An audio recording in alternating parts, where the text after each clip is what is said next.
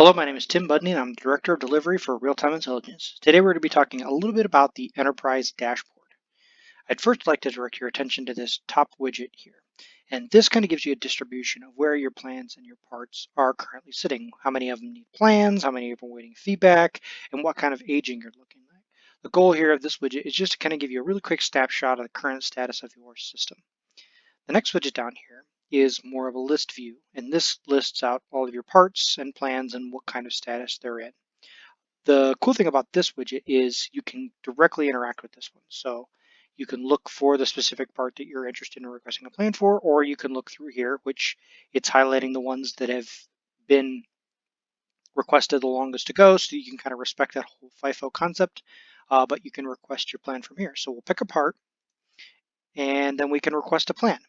Now, the interesting thing is if you've gone into the part and you've generated a default supplier or site, that will get populated here automatically. Or if this has come through in your integration. If it hasn't, then you'll go ahead and have to pick through the list and determine what site and what supplier you want to assign this plan to. Then you hit request plan, and then the plan request will be generated. Once an enterprise user requests a plan, it'll go over the supplier.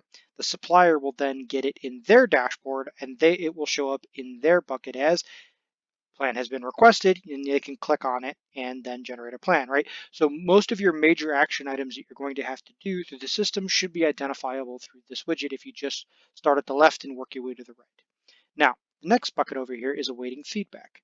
So after an enterprise user has submitted a plan and then the supplier has started working on that plan, it will then show up here. And you can actually click on one of these and you can look at the status of that plan while it's kind of a work in progress.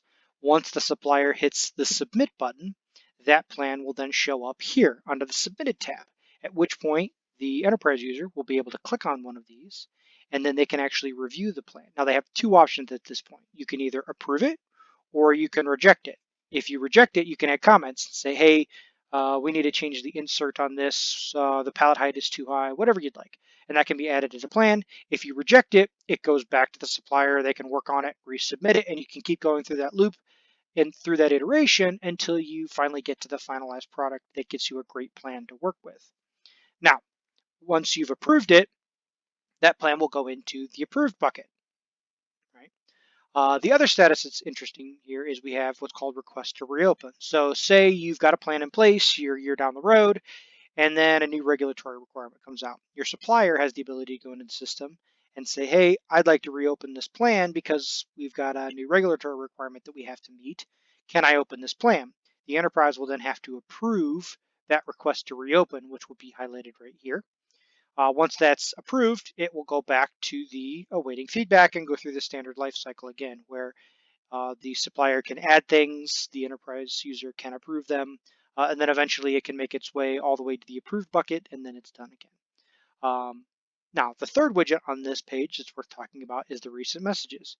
And the whole point of this widget right here is just to kind of give you an idea of recent events that happen. So if somebody requests a plan, if somebody makes an update to a plan, if somebody puts a message associated with a plan, whatever is recent and relevant to you. So enterprise users will obviously see everything that's relevant to them.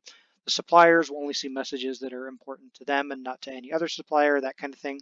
But it just gives you an idea of some of the recent actions that have happened so that you can log in here and you can very quickly look at some recent things that happened. And then you can click on this messages button and look at a more further history. But a good thing to check for as soon as you log in every day is this tab over here because it'll give you an idea of some of the recent actions that have happened in the system. And that's about it. Like I said, most of your identifiable action items can be addressed from this widget right here if you just kind of start from your left and work your way to the right. And then obviously you can dive down into the other specific details over here, but for the most part, the action items can be identified from this screen